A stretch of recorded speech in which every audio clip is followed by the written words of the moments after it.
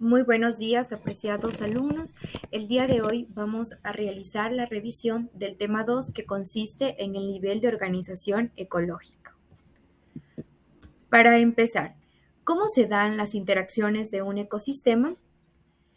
El nivel de organización ecológica se refiere a la interacción entre los organismos y su ambiente. En este nivel, los factores abióticos como la luz, la temperatura y el agua se relacionan con los factores bióticos que incluyen al ser humano, las plantas, animales, bacterias y hongos. De acuerdo a los factores abióticos, en este grupo, como ya lo mencionamos anteriormente, están el agua, la luz y la temperatura. En cambio, en los factores bióticos se incluye al ser humano, a las plantas y a las bacterias. Es así que en los ecosistemas se puede encontrar seres de una misma especie en un mismo momento. Estos organismos conforman una población y cuando en una área específica conviven seres de diferentes especies, se habla de una comunidad. Es así que podemos observar que en un pantano diferentes tipos de plantas, bacterias, peces y garzas.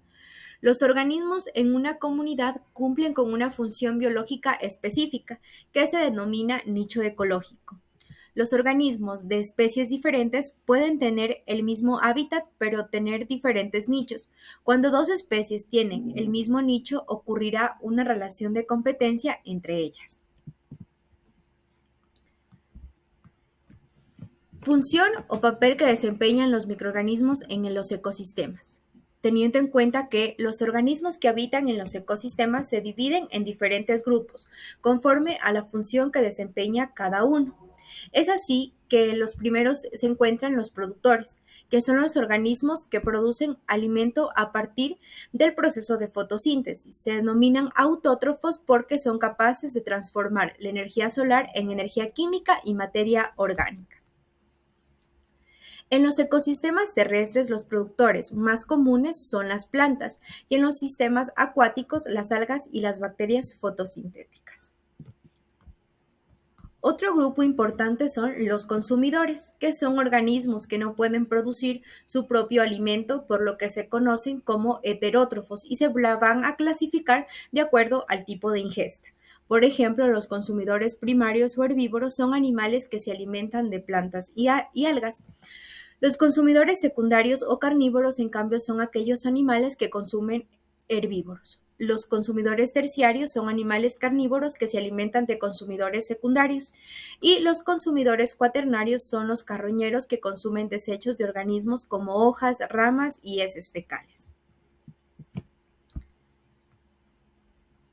Otro grupo son los descomponedores, que son organismos como bacterias y hongos que transforman la materia orgánica de los desechos en sustancias inorgánicas que se incorporan al suelo para estar disponibles nuevamente para organismos autótrofos.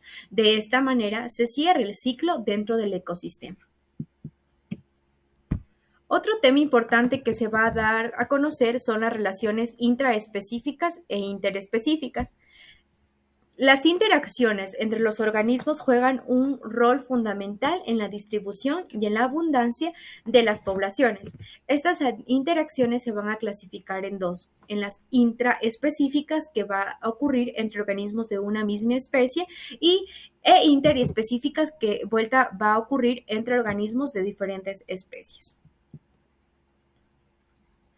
Las relaciones intraespecíficas. Estas se van a presentar cuando en los ecosistemas los individuos de la misma especie se van a relacionar constantemente entre sí y se van a reproducir.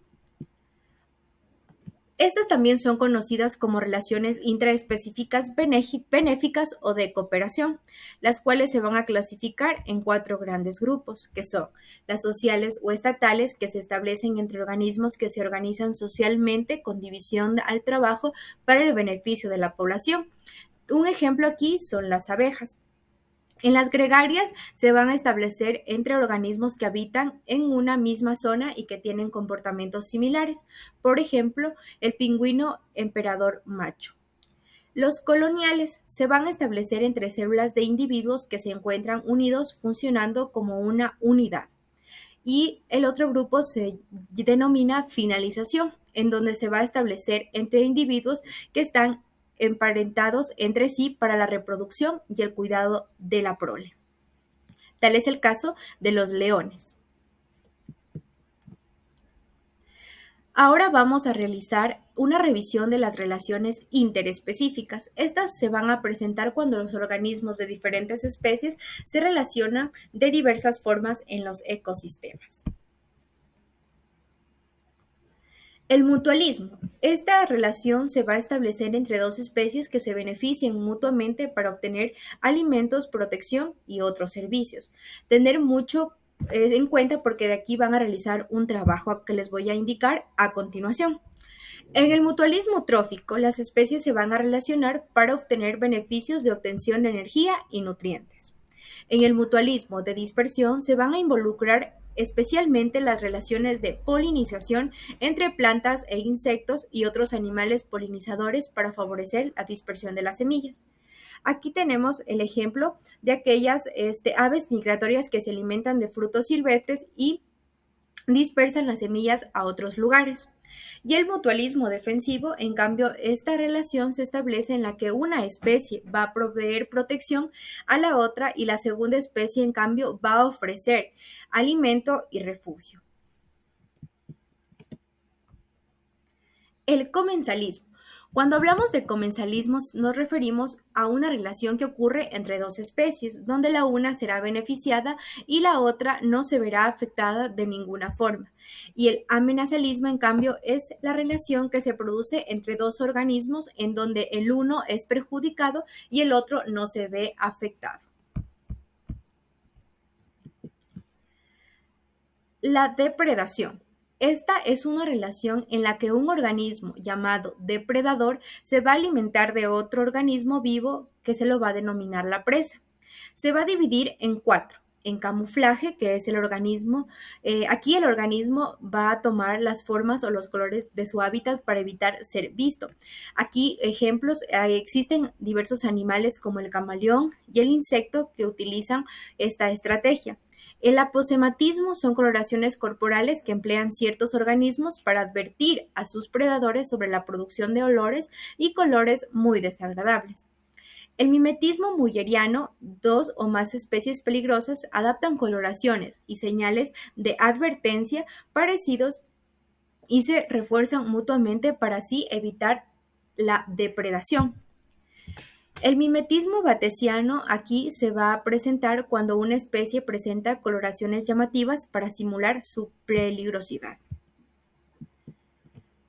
A continuación, jóvenes van a realizar un trabajo individual, el cual va a consistir en realizar un mapa conceptual utilizando la herramienta Canva, en el cual deben clasificar los tipos de mutualismo.